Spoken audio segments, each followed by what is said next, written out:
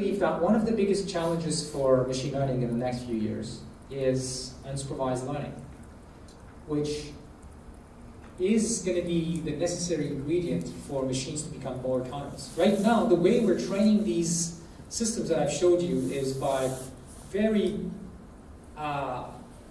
supervised learning, where we tell the computer what it should do in every circumstances that it's trained on. And it's pretty expensive also to collect all that label data, to have humans interpret the content of images or sentences or other kinds of data. Sometimes we don't even have that, and so on. On the other hand, there's all this unlabeled data that could be collected or is out there that we would like to be able to take advantage of.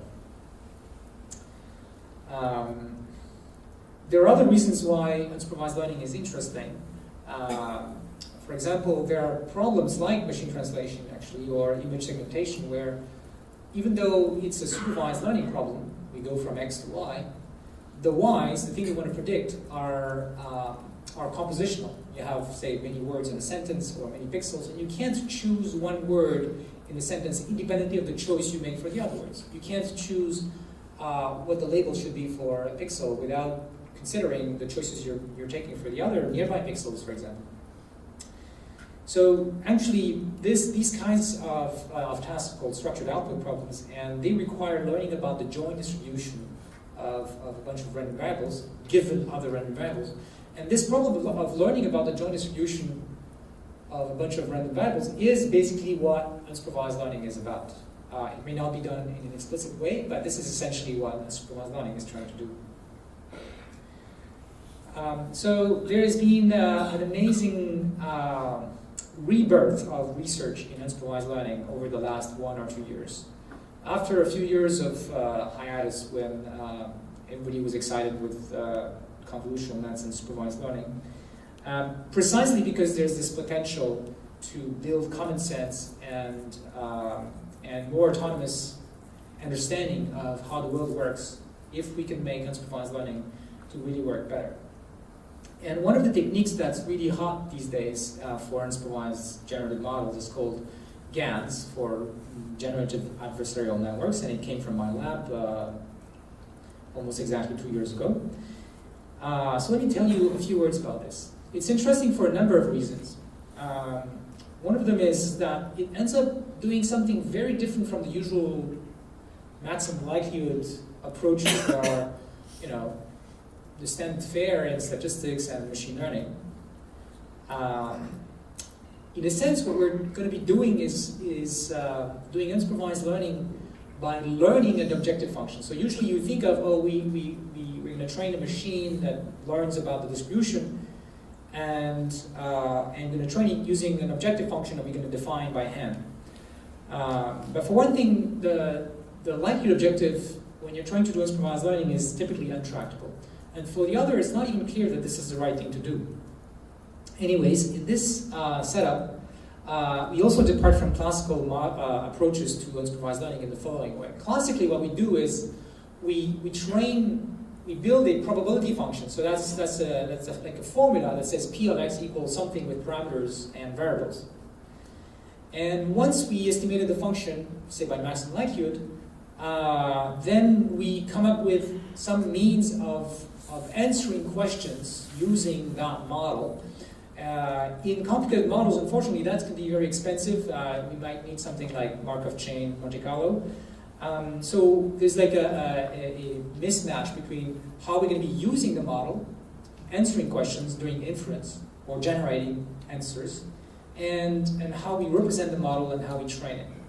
Instead, with GANs, we're going to train directly a system to produce the things we want. So if we want a generative model, well, we're going to have a neural net which the generative network, let me show a picture here. So on the left here, you have a neural net. On the bottom right here, you have a neural net that takes random numbers like Gaussians, and it's going to output an image X. So we're just going to train this generated network that takes a random vector and outputs the things we want. And it should be true that for any of the random choices, we can get something that looks like, say, images or sentences or whatever it is we're trying to generate. Now, how are we going to train this generator? So the good thing is that we are directly training the thing that we want to use at the end. Say if we want to generate poetry or music or cartoons or whatever. People are starting to play really fun games with this. We're going to do that by training another network, the discriminator network. So it's the second network on the right here, which we call a discriminator because its job is to figure out whether what it gets as input is coming from the generator or is coming from the training set. And so we train a classifier which tries to distinguish between the real data and the fake data coming from the network. And then we can, of course, use this to train the generator by training the generator to fool the discriminator. So this is like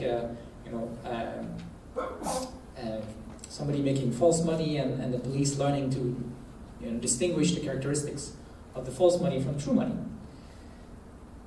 So there's some really interesting math behind this because doesn't fit the usual machine learning one objective function thing. It's actually some funny game theoretical setup. And there's still more theory to do behind this. I think a lot of papers are coming out these days about that. So they're actually pretty hard to train, and it took a while before people started to get good results with this. But it started last year. And our colleagues from NYU started to show images generated with those GANs and asking people, well, is this an image that looks real, or you think it's coming from the computer? So it's a kind of visual Turing test, because that's another problem with these models. We don't know right now how to evaluate the quality of what's generated. We just have a machine that generates, but if we have two different systems, we don't have a universal yardstick to say whether one generates better than the other. So right now we're just using human evaluation, which isn't very satisfying, but it's true in other fields, by the way, like speech synthesis or things like that, where we don't have any yardstick other than asking humans. A little bit later, almost a year ago now, another group also connected to Facebook showed even nicer images. So this was trained on images of rooms. These are generated by the computer. Okay, these are not real images. These are dreamt up images. Okay. And now you can play games with this, because remember, we have this machine.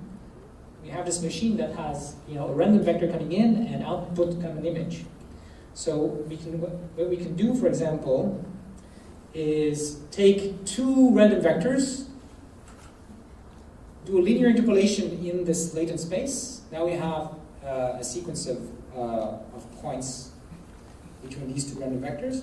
And then for each of those points in between, we can generate the corresponding image. So now we can see how moving in the space of this latent space corresponds to moving in image space. So you see that, for example, if you look at the third row, it's kind of moving. It's actually moving in. A new window is appearing as you go from the left to the right. Or in the bottom, there's an object apparently on the bed which disappears. So moving in that space means objects coming in, coming out, things moving around, and it gives us a sense of what the semantics of what has been learned. And you can use that to play games, like take the representation for an image for a man with glasses, and then take that vector and subtract the vector for an image of a man without glasses. And then add the image of a woman without glasses, and you get women with glasses. So, we're having a lot of fun. Okay, so there are many more challenges that I don't have time to go in detail, but things like learning long-term dependencies in current nets remains a big challenge. There's still many things we don't understand about the training of deep nets and could potentially be improved. I think there are interesting research directions having to do with attention and iterative inference that we don't know how to do well yet. And the most important is probably this thing about learning general knowledge or common sense, which could be really important for RL, but in general for machine learning. Let me say a few words outside of science and more sort of the social aspects of things. So, as I said at the beginning, right now there's an extreme demand from industry for deep learning expertise, and salaries for PhD students coming out of my lab basically range from $200,000 to $1 million per year, if they're willing to go to California at least. And that's kind of crazy, and that's a problem for a lot of industry which can't pay those salaries, and it's a problem for academia because we have a hard time keeping the best students, who usually, in the past, the best students would stay in academia. Now they go to these industrial research labs, and those industrial research labs not only they give them good salaries, really crazy, like hockey stars salaries.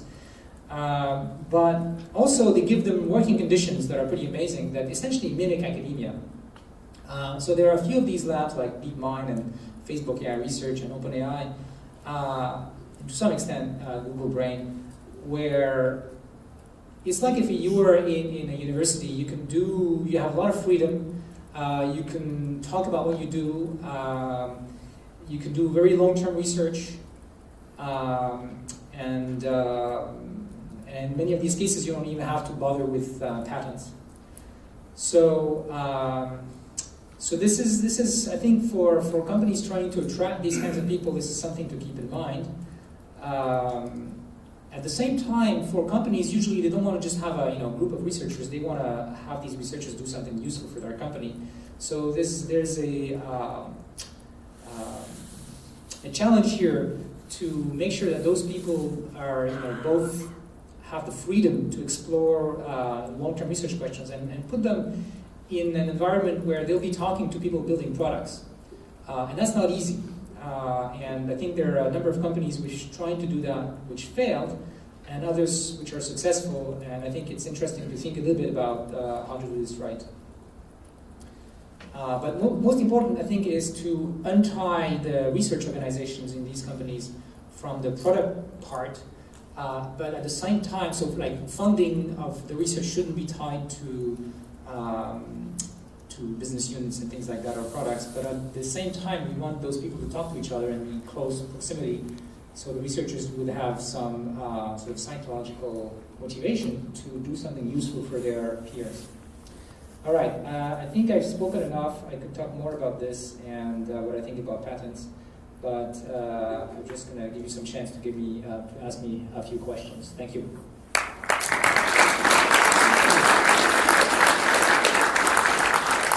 you very much for the exciting talk. I guess I spoke, but all the time looking at your presentation, not very much attention. Okay, we have only 5 minutes, and of course, Stan Martin, the director of Institute for Big Data Analytics, would ask the first question, and yours would kindly agree to stay for the break to answer extra questions.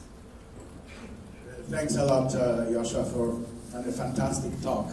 And I wanted to ask you about something you touched on, but I think this is a real challenge before the field, which is that to build real AI systems, we will need to somehow be able to enter into them the massive amount of common sense knowledge, common sense physics, geography, and so on. Yes. So if we start, it's not even clear what the input should be there, right? Because if we start with textbooks, probably too late, because children have already learned a lot of this, over their early childhood. So I was wondering about your opinion on that. I was in a meeting where one of the very eminent AIers and machine learners, not so much from the deep learning, but more from the Bayesian world, has said that he tells all his new students to take courses in child developmental psychology.